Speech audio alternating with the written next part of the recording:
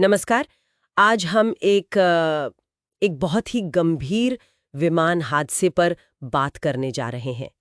Air India की उड़ान AI-178।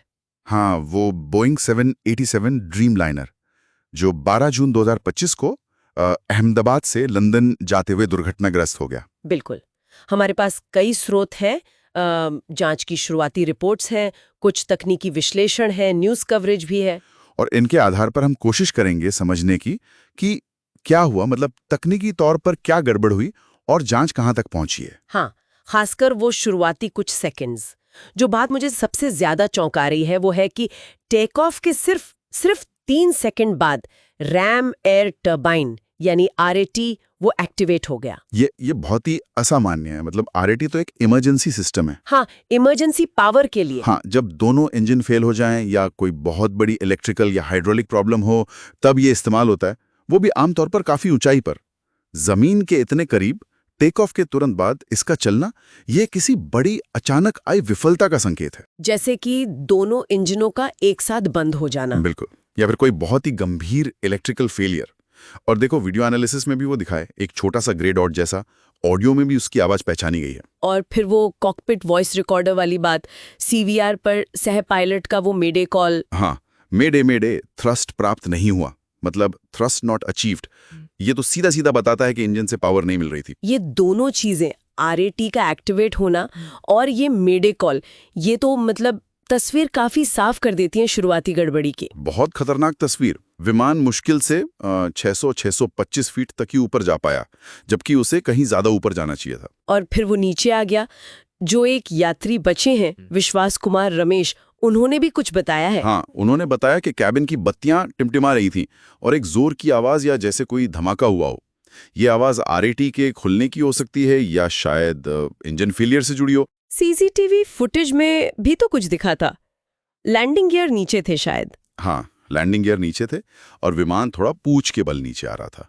Flaps की सेटिंग पर भी कुछ सवाल हैं, लेकिन मुख्य मुद्दा तो इंजन विफलता ही लग रहा है। तो जांच अब जाहिर तौर पर दोहरे इंजन फेलियर पर ही केंद्रित होगी। बिल्कुल, मुख्य फोकस यही है। अब सवाल यह है कि ऐसा हुआ क्यों? क्या ईंधन खराब था, मतलब कंटामिनेटेड फ्यूल, या फिर इंजन का जो इलेक्ट्रॉनिक कंट्रोल मॉड्यूल होता है, ECM, उसमें कोई गड़बड़ी? हाँ, वो भी एक संभावना है। या फिर GE/GNEX इंजन के अंदर ही कोई मैकेनिकल खराबी आ गई हो। इन सभी पहलुओं पर जांच चल रही है। पक्षी टकराने की बात तो नहीं है? नहीं, उसे तो शुरुआती जांच में ही लगभग खारिज कर दिया गया है। ऐसा कोई सबूत नहीं मिला। और ब्लैक बॉक्स का क्या हुआ? FDR और CVR मिले हैं, दोनों मिल गए हैं। लेकिन दिक्कत यह है कि दुर्घटना के बाद जो आग लगी, उससे उन्हें काफी नुकसान पहुंचा है। तो उनसे पूरा डेटा निकालना एक चुनौती है। अच्छा, मतलब डेटा शायद पूरी तरह से रिकवर ना हो पाए। कोशिश पूरी जारी है, विशेषज्ञ लगे हुए हैं। उम्मीद है कि इंजन की परफॉर्मेंस, कॉकपिट में क्या बात हुई, कौन सा सिस्टम अलर्ट आए, ये सब पता चल पाएगा। ये जो विमान था VTANB, ये 2013 से उड़ रहा था। इसके अपने इतिहास में कोई ऐसी बड़ी दिक्कतें थीं पहले? देखो, 787 के शुरुआती मॉडल्स में जो आम दिक्कतें थी, जैसे बैटरी इश्यूज या छोटी मोटी इलेक्ट्रिकल चीजें, वो इसमें भी कभी कभार आई होंगी।